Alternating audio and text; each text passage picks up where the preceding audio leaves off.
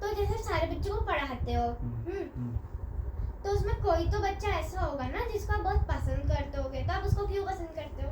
नहीं, हम किसी एक बच्चे को पसंद नहीं करते, हम सभी बच्चों को पसंद करते हैं। और हम होशियार बच्चों को तो पसंद करते ही हैं, जो कम होशियार बच्चे होते हैं, जो क्लास में पीछे रह जाते हैं, उनको बहुत ज़्यादा पसंद करते हैं, उन पर हम विशेष ध्यान देते हैं। तुम्हें लगता होगा कि शायद टीचर बहुत होशियार बच्चों को ही, जो हरदम फर्स्ट आता है हर चीज़ में, उसी को पसंद करता है, लेकिन ऐसा नहीं है। मेरा सबसे पसंदीदा स्टूडेंट वो स्टूडेंट होता है जो दिए गए टास्क को कंप्लीट करने की कोशिश करता है। यानी स्टूडेंट फर्स्ट आता है या सेकंड आता है या लास्ट आता है, ये इम्पोर्टेंट नहीं है। इम्पोर्टेंट केवल ये होता है कि क्या उसने वो कल से आज बेहतर हुआ है या नहीं। प्रोग्रेस है, एजुकेशन एक सतत प्रक्रिया है, कंटिन्यूअस प्रोसेस। समझ गया। कंटिन्यूअस प्रोसेस, उसका उद्देश्य केवल इतना होता है कि कल से आज उसे कुछ बेहतर होना चाहिए, इतनी सी बात है। फर्स्ट आना, सेकंड आना, लास्ट आना, ये इशू नहीं है। पापा, हाँ बेटा, मैं समझ गया आप क्या कहना चाहते हैं। हाँ बोलो, क्या समझ गए? मैं ये समझाऊं कि आप उस बच्चे को पसंद करते हो जो जिसको आता नहीं है लेकिन वो कोशिश करता है। कोशिश करता है, राइट। आता है तब भी कोशिश करना जरूरी है, और नहीं आता है जिसको, या कम आता है, उसको भी कोशिश करनी चाहिए। जो कोशिश ही नहीं करेगा, वो चाहे जितना होशियार होगा, आज मान लो वो होशियार है, तुम्हारी क्लास का टॉपर स्टूडेंट है, लेकिन अगर वो कंटिन्यू कोशिश नहीं करेगा तो फिर क्या हो जाएगा, वो अगले साल क्या हो जाएगा, पीछे हो जाएगा, फिर लाइफ में पीछे हो जाएगा। क्योंकि ये तो ज़िंदगी पर हमेशा रोज़ सीखना पड़ता है। देखो हम अभी भी सीखने में लगे हैं, सीखते हैं ना। तो ऐसे ही हर किसी को रोज़ सीखना पड़ता है, हर किसी को रोज़ सीखना पड़ता है। हाँ। और जो सीखता नहीं है वो पिछड़ जाता है। आज के समाज में, भाग दौड़ की ज़िंदगी में वो बहुत पीछे रह जाता है, हर तरह से। हर तरह से मतलब सामाजिक रूप से, नैतिक रूप से, फाइनेंशियली यानी आर्थिक रूप से, शारीरिक रूप से, हर तरह से पीछे हो जाएगा वो, जो रोज़ नई चीज़ नहीं सीखेगा, रोज़ अपने आप को ग्रो नहीं करेगा, रोज़ अपने आप को अच्छा नहीं करेगा। मनुष्य तो पैदा होता है एक जंगली व्यक्ति के रूप में ना, जंगली, हाँ, एक जानवर के रूप में समझ लो। अगर उसे एजुकेशन न दी जाए, अगर उसे सिखाया न जाए, अगर उसे समझाया पढ़ाया न जाए, तो वो भी तो एक जैसे जानवर होते हैं, वैसे व्यवहार वो भी करेगा। हाँ, काफी सालों पहले इंसान बंदर हुआ करते। हाँ बिल्कुल सही बात है। होते तो थे, तो पर वो अब तो जब वो पैदा होते तो वो एक जानवर होते। स्कूलिंग बेटा, स्कूलिंग, एजुकेशन, परिवार, फैमिली, सोसाइटी, सब चीज़ें हम उसको सिखाती हैं। जब तुम सोसाइटी में जाती हो, चाहे तुम साइकिल चलाने जाती हो, चाहे तुम खेलने जाती हो, तो वहाँ पर लोग बताते हैं ना ये गलत है, ये सही है। कंप्लेंट करके लेके आते हैं ना तुम्हारी, कभी कभी क्यों लाते हैं, उसका मतलब क्या होता है, वो एक प्रोसेस है कि दोबारा से रिपीट ना करो तुम गलती, समझ गई? तो ऐसे सीखता है आदमी। अगर कोई कंप्लेंट ना करे तो तुम ऐसे रोज गलती करती रहो, हर कोई। ऐसे परिवार में भी सिखाया जाता है, तुम्हें बताया जाता है ना। मम्मी भी डांटती है कि ऐसा नहीं करना है ना। तुम्हें रोज़ 5 मिनट 1 मिनट, तुम्हारा तो सुबह उठने का टाइम होता है, जब मैं 3-4 बार सुन लेता हूँ 5 मिनट हो गया, 5 मिनट हो गया, और तू बार बार 5 मिनट का टाइम देती रहती है कि 5 मिनट 5 मिनट। नींद सबको आती है, जो आता है बेटा सबको आता है, नींद सबको आती है, आलस सबको आता है ना। ये मत बताओ कि टेस्टी खाना, जंक फूड सबको स्वादिष्ट लगता है, तो सबको लगता है, खराब किसको लगता है। लेकिन लगने से, खाली अच्छे लगने से, नींद आने से मतलब नहीं है। मतलब इस बात से है कि नींद आने के बावजूद हमें अपनी इस बॉडी पर नियंत्रण रखना है, कंट्रोल रखना है। बॉडी के हिसाब से हमें उसके आर्डर को फॉलो नहीं करना है, बल्कि हमें जो सही है उसको अपनी इस बॉडी से फॉलो करवाना है, बॉडी से फॉलो करवाना है शरीर से, तो शरीर करेगा। जब तुम कहोगी नहीं उठना है तो उठ जाओ। आज कैसे उठ गए तुम लोग जल्दी से? क्योंकि हम एक्साइटेड थे। हाँ बस वही, आज एक्साइटेड थे तो जल्दी उठ गए। और जिस दिन आलसी, मैंने 2 बार 5 मिनट किया। 2 बार 5 मिनट उसमें भी करा, क्योंकि मम्मी ने मुझे 10 मिनट पहले जगा ली थी, क्योंकि मम्मी को पता है मैं 10 मिनट तक तो सोऊंगी ही। चलो, तुम्हें कुछ क्वेश्चन याद आया पूछने के लिए? नहीं, तुम कल सुन रहे हो ना, सुन के भी अच्छे से समझ रहे हो। आपको मेरे पास एक और क्वेश्चन है। हाँ बहुत कुछ। हमें आप दीदी के economics- क्वेश्चन से अपना क्वेश्चन बनाना। आप इकोनॉमिक्स पढ़ाते हो, ठीक है? तो आपने इकोनॉमिक्स ही क्यों चूज किया? कोई और सब्जेक्ट क्यों नहीं पढ़ा सकते हो? बिल्कुल, बहुत अच्छा क्वेश्चन है तुम्हारा, लेकिन शायद अभी इसका उत्तर समझने के लायक तुम नहीं हो, तो थोड़ा लेकिन फिर भी मैं कोशिश करता हूँ। आसान जवाब। हाँ मैं कोशिश करता हूँ। दरअसल जब मैं इंटरमीडिएट में पढ़ रहा था उसी समय 98 की बात है, 1998 की बात है, उसी समय इकोनॉमिक्स में नोबेल पुरस्कार मिला भारत के पहले व्यक्ति को, जिसका नाम है अमर्त्य कुमार सेन। पहले इकोनॉमिस्ट हैं जो आपको इंडियन साल है। भी याद है? हम्म? आपको साल भी याद है, क्यों? नाम भी मैं याद तो है? इकोनॉमिक्स का टीचर हूँ, क्यों नहीं याद रहेगा? क्यों नहीं याद रहेगा? नोबेल पुरस्कार ऐसे वो तो है नहीं गली मोहल्ले का, ये तुम्हारे मेडल जैसा ऐसे बढ़ रहा है 200 एक स्कूल में एक साल में, ऐसा नहीं होता है वो बेटा। मैं बता रहा हूँ कि भारत के इतिहास में या नोबेल के इतिहास में पहला वो व्यक्ति जिसे अर्थशास्त्र का नोबेल मिला, भारतीय व्यक्ति को, पहले भारतीय को इकोनॉमिक्स का नोबेल मिला, उसका नाम क्यों नहीं याद रहेगा? है ना, अमर्त्य कुमार सेन। नोबेल तो जानती हो ना, नाम सुना तुमने नोबेल का? हाँ। नोबेल मतलब इस पूरी धरती का सबसे बड़ा प्राइज माना जाता है, तो क्यों नहीं याद रहेगा? सबसे बड़ा पुरस्कार, पुरस्कारों में सबसे बड़ा। इंडिया का सबसे बड़ा प्राइज क्या है जानती हो? भारत रत्न। भारत रत्न। तो जस्ट अगले साल 1999 में उनको भारत रत्न भी दिया गया, क्योंकि वो भारत के ही थे, तो उनका नाम क्यों नहीं याद रहेगा? है ना। तो बात ये थी, इम्पोर्टेंट बात ये थी कि उन्होंने जो इकोनॉमिक्स पे काम किया वो उनका काम था वेलफेयर इकोनॉमिक्स पर, यानी जीवन को कल्याणकारी कैसे बनाएं, जीवन की गुणवत्ता को कैसे बढ़ाएं, जीवन में वेलफेयर कैसे लाया जाए, गरीबी को कैसे दूर की जाए, गरीबी को का मेजरमेंट कैसे किया जाए, पॉवर्टी। और आप यही सिखाते हो अपने स्टूडेंट्स तो को?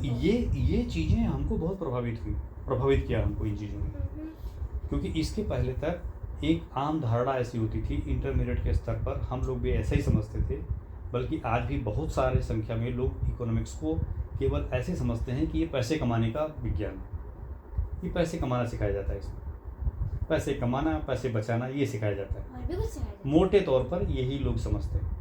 और भी कुछ सिखाया जाता है? मैंने तुमको बताया तो, पैसे से सबसे बड़ी चीज़, पैसे से बड़ी चीज़ हो गई ना वेलफेयर। हाँ। वेलफेयर बहुत बड़ी चीज़ होगी। तो वो कंसेप्ट अमर्त्य कुमार सेन का दिया हुआ कंसेप्ट और आप उसे follow करते हैं? 1998। अब तो सारे समझदार लोग फॉलो करते हैं, मेरी बात छोड़ो, सारे समझदार लोग फॉलो करते हैं उसे।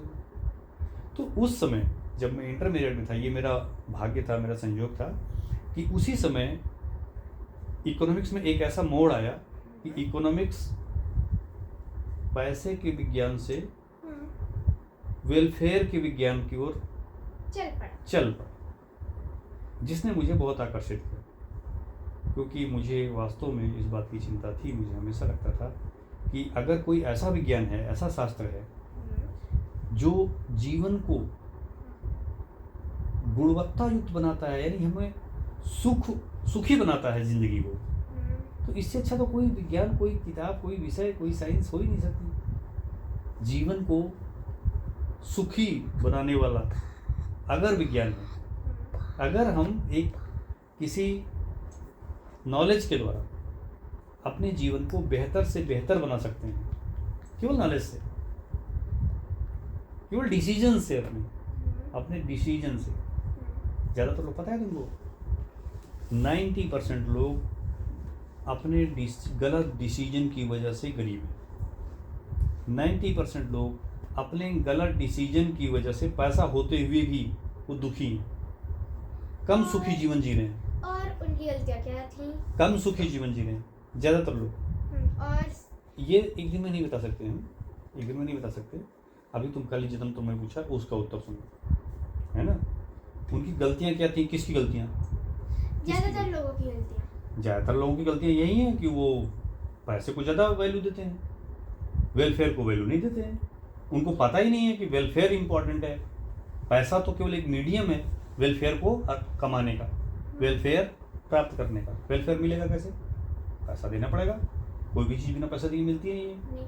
तो हम अगर पैसा अपने पास रखे रहें, मैं चाहूँ तो मैं अपने पास पैसा 100-200 रुपया मैं बचा के रख सकता हूँ। केवल मुझे करना क्या है कि 1 किलो सेब नहीं लाना है, 200 रुपये बच जाएंगे, अगले दिन फिर 200 और बच जाएंगे, 1 महीने में मेरे 6,000 रुपये बच जाएंगे।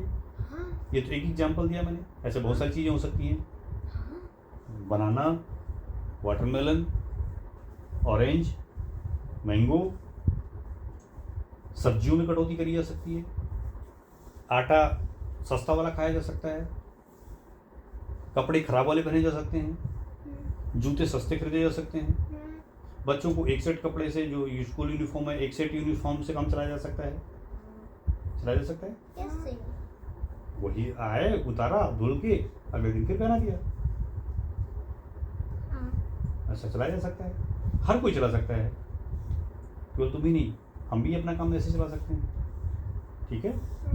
ये मोबाइल जो है ये 35,000 की मोबाइल के बजाय हम 6,000 के मोबाइल से भी काम चला सकते हैं। बिल्कुल आती है, एंड्राइड मोबाइल आती है 6,000 में, 10,000 में तो बढ़िया आती है आराम से सैमसंग की। ये कब हुआ?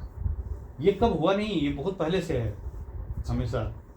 हाँ, 10,000 में भी मोबाइल आती है। हर कमरे में एसी लगाने के बजाय बिना एसी के भी काम चला सकते हैं, कूलर से काम चल जाता है लोगों का, पंखे से काम चल जाता है, कितने लोग वो हाथ वाले पंखे से हाथ वाले पंखे से काम चला लेते हैं, कितने लोग खिड़की खोल कम से कम बर्तन धोने के लिए डिश वॉशर तो लोग नहीं लगाते हैं।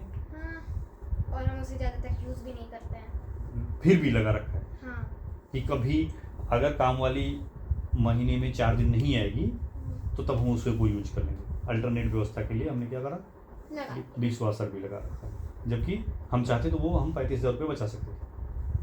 बचा सकते थे? नहीं बचा सकते थे? बचा सकते थे। और 90% लोग, क्या सारे लोग बचाते हैं। हाँ, और घर में 3 दिन गीजर लगाने की वजह हम सिर्फ एक भी लगवा सकते थे। 3 गीजर लगाने के बजाय 1 गीजर लगा सकते थे। बिल्कुल। किराएदार अपने गीजर 1 गीजर लगा सकते थे।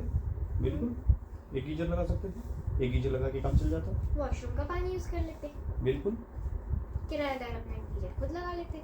वो तो बात की बात है। ओके, किराएदार हमारी प्रायोरिटी नहीं है। ओके, हाँ, हमारी अपनी प्रायोरिटी, राय। अगर हमारी प्रायोरिटी होती किराएदार तो हमने किराएदार अब तक रख लिया होता। ओके, वो भी हमारी प्रायोरिटी नहीं है कि हमें किराएदार ऐसा नहीं चाहिए कि वो हमको 8,000 10,000 रुपया दे और बदले में हमको उससे ज़्यादा मानसिक परेशानी दे, सामाजिक परेशानी दे, है ना। तुम्हारे साथ झगड़ा करता रहे, बच्चों के साथ हमारे बच्चों की कंप्लेंट करता रहे, हमें ऐसा व्यक्ति नहीं चाहिए। हम 10,000 रुपये कम से कम चला लेंगे, समझ गई।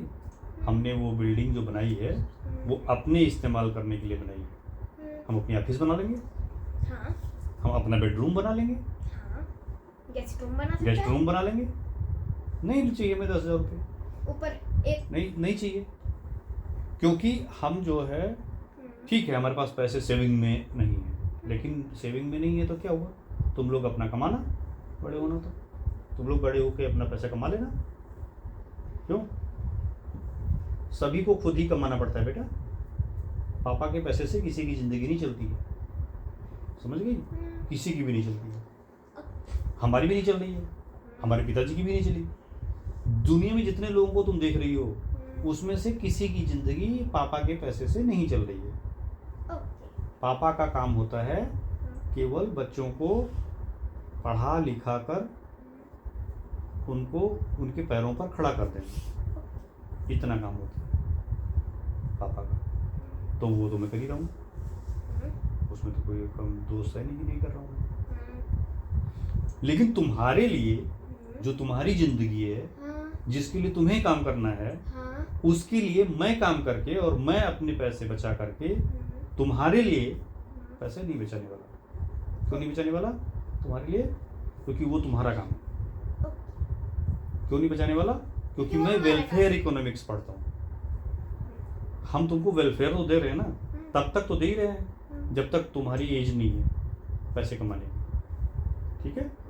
जब तक तुम्हारी एज खुद नहीं है पैसे कमाने, जैसे तुम लोग जब तक डिपेंडेंट हो, जब तुम्हारी एज खुद पैसे कमाने की हो जाएगी तो फिर वो तुम्हारी जिम्मेदारी बनती है कि तुम अपने वेलफेयर को खुद तय करो, अपने लिए अर्निंग खुद बनाओ, अपने लिए पैसे खुद कमाओ। लेकिन जब तक तुम कमाने की स्थिति में नहीं हो, जब तक तुम बच्चे हो, जब तक तुम डिपेंडेंट हो, तब तक तो तुम्हें फुल वेलफेयर मिल रहा है। वो इसलिए क्योंकि मैं इकोनॉमिक्स का टीचर हूँ, क्योंकि मैंने इकोनॉमिक्स पढ़ी है, क्योंकि मैंने वेलफेयर इकोनॉमिक्स पढ़ी है, क्योंकि मैंने अमर्त्य कुमार सेन जैसे आदर्श हैं हमारे, जिनको मैं फॉलो करता हूँ, इसलिए मैंने इकोनॉमिक्स पढ़ा, इसलिए मैं इकोनॉमिक्स का टीचर बना।